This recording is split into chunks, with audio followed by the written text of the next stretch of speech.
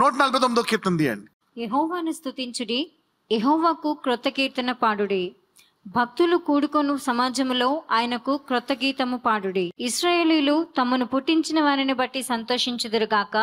సియోను జనులు తమ రాజును బట్టి ఆనందించుదురుగాక. సియోను జనులు తమ రాజును బట్టి అంటే ఎవరు?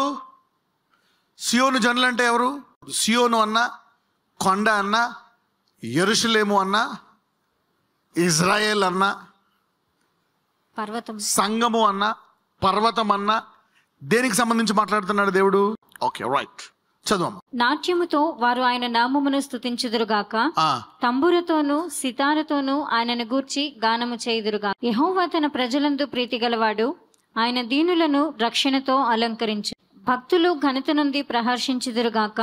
వారు సంతోషభరితులై తమ పడకల మీద ఉత్సాహగానము చేయుదురు. చూడండి, ఎందుకు ఇంత ఆనందపడతారు అంటే సాధారణ అంటారు అన్ని మర్చిపోండి, డాన్స్ చేయండి. ఏం డాన్స్ చేస్తాం? అంతా పులిసి అయిపోతాం, ఇంట్లో అప్పులు గిప్పులు.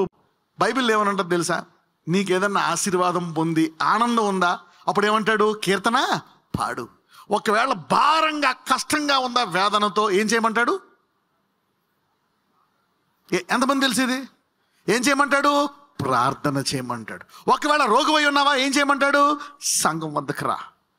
సో సందర్భాన్ని విడిచి దేవుడికి కూడా తెలుసు నీకంతా కష్టాల్లో బాధల్లో డాన్స్ చేయమంటాడు. దావీదు గొర్రెల కాపరి, అందరికంటే తృణీకరించబడి అతి బలహీనమైనటువంటి ఉద్యోగము, ప్రాధాన్యత లేనటువంటి ఉద్యోగము దావీదుకి ఇవ్వబడ్డది. ఎక్కడో ఎడారిలో గొర్రెలు కాసుకొని రావాల్సినోడు. అటువంటి దావీదు డైరెక్ట్గా రాజు అయిపోతే ఆ మనసం ముందు డాన్స్ అయ్యి ఏం చేస్తాడు? You see that? అప్పుడు కొత్త కీర్తన పాడుతూ డాన్స్ చేస్తాడు. When God changes your position you rejoice. అన్ని కష్టాలు ఉంచుకొని మర్చిపో, డాన్స్ అయ్యి పాట పాడంటే రాదు, అసలు ఏంటనేది తెలియదు వాళ్ళకి. అలాగ పరిశుద్ధాత్మ నిన్ను ఆవరిస్తే నీ అన్నీ మర్చిపోతే అప్పుడు నువ్వు డాన్స్ వేసి పాడగలవేమో. పౌలు శీలలాగా వాళ్ళు ఏం చేస్తారు? చెదకొట్టేసి చెరసాల్లో పడేసి చేతులు కాళ్ళు కట్టేస్తే ఏం చేస్తారు? ఇద్దరు పాటలు పాడతారు. అంటే ఆత్మ చేత వారు సంపూర్ణంగా నింపబడిన, it has taken over their body. So అలా అయితేనే సాధ్యము, సాధారణంగా ఇలాగైతే సాధ్యం అది కాదు. చదువమ్మా. వారి నోట దేవునికి చేయబడు ఉత్సాహ స్తోత్రములున్నవి, అన్యజనులకు ప్రతిదండన చేయుటకు. చూడండి, ఇంతకీ ఎందుకంటే వారికి ఘనత, ఎందుకంటే ఇంత డాన్స్ చేస్తున్నారు, ఎందుకంటే ఇంత ఉత్సహించి పాడుతున్నారు? ఎవరెవరైతే ఈ వాక్యం ఇక్కడ వింటున్నారో వాళ్ళందరికీ అధికారం ఇచ్చేస్తారంట దేవుడు. ఎవరైతే ఈ వాక్యాన్ని పట్టుకొని ఈ వాక్యాన్ని నేర్చుకుంటున్నారో మీరందరూ యుగ యుగములు కాబోయే తిరుగు లేని, ఓటు లేని నిత్య రాజులు మీరు.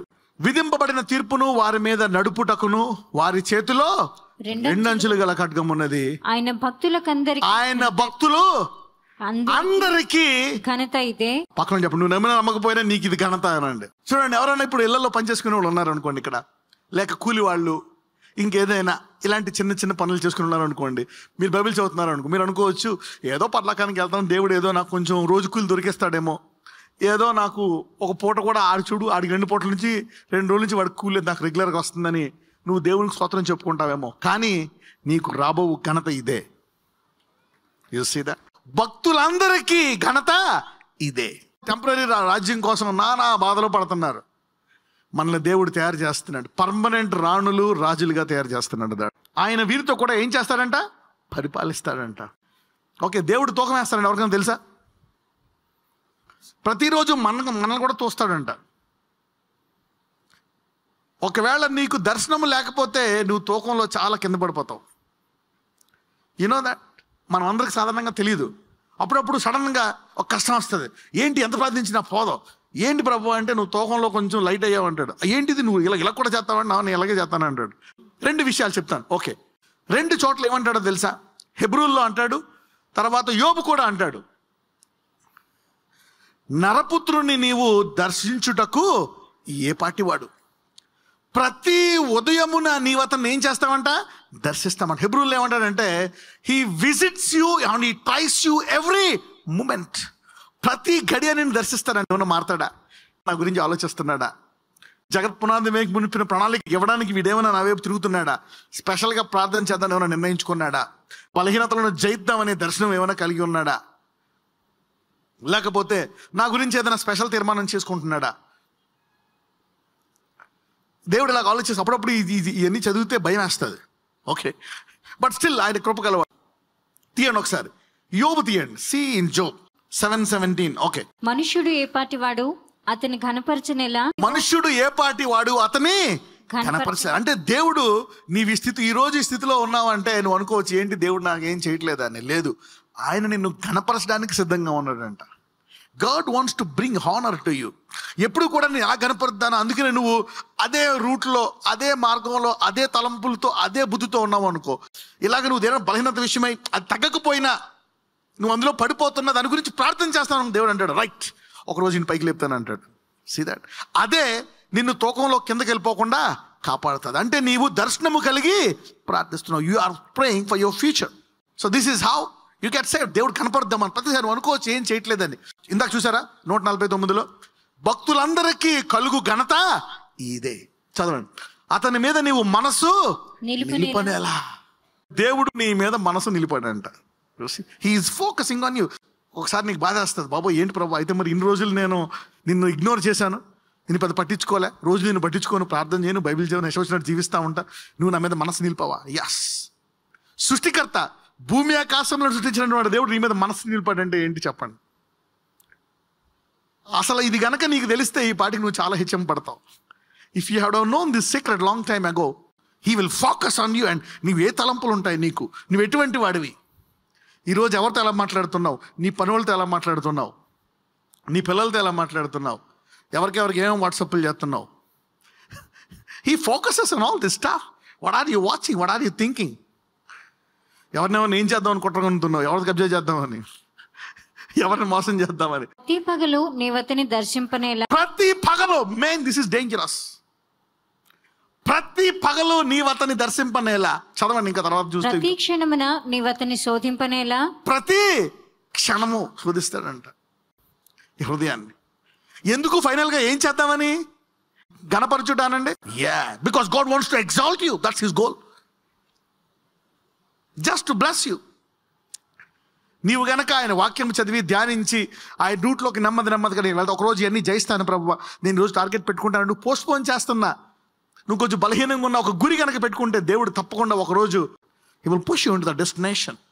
అరగంట నాకు సమయం ఇస్తే, అరగంట ప్రార్థిస్తే నేను నీకు తలంపులు ఇచ్చి నిన్ను ఆశీర్వదించి నీ మనసులో ఆ రోజు చెడు తలంపులు రాకుండా, చెడు పనులు చేయకుండా పరిశుద్ధంగా ఉంచి నేను ఆశీర్వదిద్దామని చూస్తే నువ్వు నాకు టైం ఇవ్వా. ప్రతిరోజు పొద్దున వస్తున్నాడు, అలా పక్కన చెప్పి ఎన్ని పొద్దున్నలు వేస్ట్ చేసుకున్నావు అని అడగండి.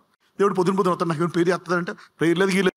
God is visiting every day and he wants to bless you and he's focusing on you. నీ మీద మనసు నిలిపాడంట, నిన్ను స్వస్థపరుద్దామని, నీ అప్పులు తీసేద్దామని, దరిద్రం తీద్దామని, నీకు ఇల్లు ఇద్దామని, స్థలం కొందామని. You don't know your God, he will increase it. ఎవరన్నా ఏదైనా భయపడుతున్నారు, పెరగని, he will lift you up even more than that. ఎంతమందికి అర్థమైంది? అందుకే తమ దేవుణ్ణి ఎరుగువారు మాత్రమే గొప్ప కార్యాలు చేయగలరు, ఇతరులకు ఇవ్వగలరు, లేకపోతే దాచుకుంటాను. You cannot be a giver if you don't know your God. చదవమ్మా, ఇక్కడికి వచ్చాయి, హెబ్రీయులు 2లోకి వచ్చాయి. హెబ్రీయులు 2:6.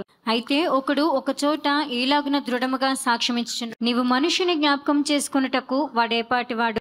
ప్రతిరోజు ప్రతి క్షణం జ్ఞాపకం చేసుకుంటున్నాడంట.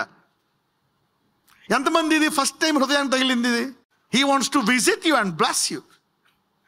నీవు ఆశీర్వదించబడాలని నీకంటే ఎక్కువ ఆయన కోరుకుంటున్నాడంట. సో అందుకనే కొన్ని టైములు దేవుడికి ఇచ్చేయాల.